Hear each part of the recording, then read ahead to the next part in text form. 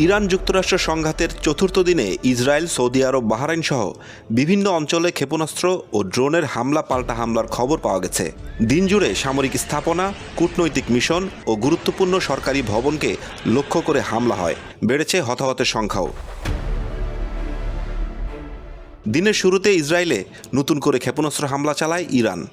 Tehran থেকে ইসরায়েলের বিভিন্ন এলাকায় ঝাঁকে ঝাঁকে ক্ষেপণাস্ত্র ছোড়া হয়েছে বলে নিশ্চিত করে ইসরায়েলি সামরিক বাহিনী।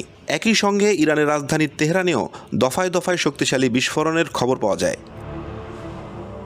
সকালে সৌদি আরবের রাজধানী রিয়াদে অবস্থিত মার্কিন দূতাবাসে ড্রোন হামলার খবর নিশ্চিত করে সৌদি প্রতিরক্ষা মন্ত্রণালয়। এক্সে দেওয়া বিবৃতিতে তারা জানায়, হামলায় 2টি ড্রোন ব্যবহার করা হয়েছিল। এই ঘটনার পর যুক্তরাষ্ট্র খুব শীঘ্রই বড় ধরনের পাল্টা পদক্ষেপ নেবে বলে হুঁশিয়ারি দেন প্রেসিডেন্ট ডোনাল্ড ট্রাম্প। তিনি বলেন, ওয়াশিংটনের হাতে দীর্ঘমেয়াদী যুদ্ধ চালানোর মতো অস্ত্রের মজুদ আছে এবং বড় জয়ের জন্য দেশটি প্রস্তুত। এদিকে চলমান সংঘাতের কারণে ওমরা পালন করতে সৌদি আরবের মক্কা ও মদিনায় যাওয়া ইরানিদের সরিয়ে নেওয়ার কাজ শুরু হয়েছে বলে জানায় ইরানি স্টুডেন্টস নিউজ এজেন্সি। দুপুরের দিকে বাহরাইনের শেখ ইসা এলাকায় অবস্থিত মার্কিন বিমান ঘাঁটিতে ড্রোন ও ক্ষেপণাস্ত্র হামলা হয়। এই হামলার দায় স্বীকার করে ইসলামী রেভলিউশন গার্ডস কোর।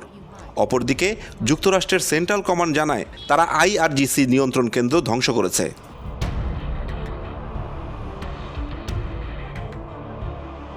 বিকেলে ইসরায়েলি সেনাবাহিনী জানায়, তেহরানে ইরানের প্রেসিডেন্ট কার্যালয়, ন্যাশনাল সিকিউরিটি কাউন্সিল ভবন ও লেবাননে বিমান হামলা চালায় ইসরায়েল।